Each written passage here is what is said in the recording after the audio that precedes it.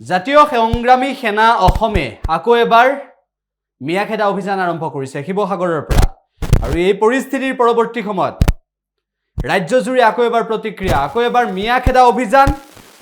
মিয়াখেদা অভিযানক লৈ বিভিন্ন পক্ষই প্ৰশ্ন উত্থাপন কৰিবলৈ বাধ্য হৈছে। মাতৃভূমিত কেৱল মাত্ৰ খিলঞ্জীয়া মানুহৰ প্ৰভুত্ব আৰু আধিপত্য চলিব লাগিব। ইয়াত মিয়াৰ কোনো কাৰণতে দপদপনি নচলিব। মিয়াৰ বিৰুদ্ধে আমাৰ যিখন অভিযান চলি আছে এই অভিযান চলি থাকিব। কোনো শক্তিয়ে মিয়াৰ বিৰুদ্ধে আমাৰ এই অভিযানখন যিখন কৰিছোঁ এই অভিযানখনক বাধা দি ৰখাব নোৱাৰে।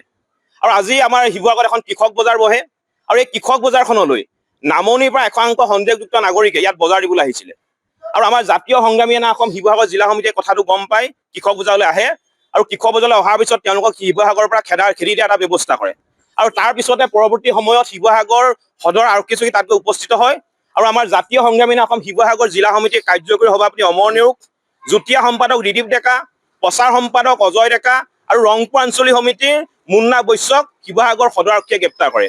গতিকে আমি এই মুহূৰ্তত এটা কথা ক'ব বিচাৰিছোঁ, আমাৰ সদস্যক গ্ৰেপ্তাৰ কৰিছে, আমি অকণো দুখ কৰা নাই। কাৰাগাৰ হৈছে সংগ্ৰামী জীৱনৰ এক অলংকাৰ আৰু সংগ্ৰাম কৰিলে মানুহ কাৰাগাৰলৈ যাবই লাগিব। কিন্তু আমাৰ এইটো কথা স্পষ্ট যে আমাৰ সংগ্ৰামী সতীৰ্থক কাৰাগাৰলৈ নিক্ষেপ কৰি আমাৰ সংগ্ৰামখনক কোনেও বাধা দি ৰাখিব নোৱাৰিব।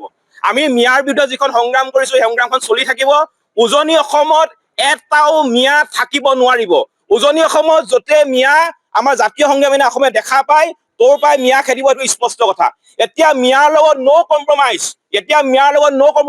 আৰু এতিয়া বাংলাদেশীক লগত প্ৰেম নহয়, বাংলাদেশীক পিটন দি এতিয়া জাতি বচোৱা সময় আৰু উজনি অসম আমি বচাব লাগিব।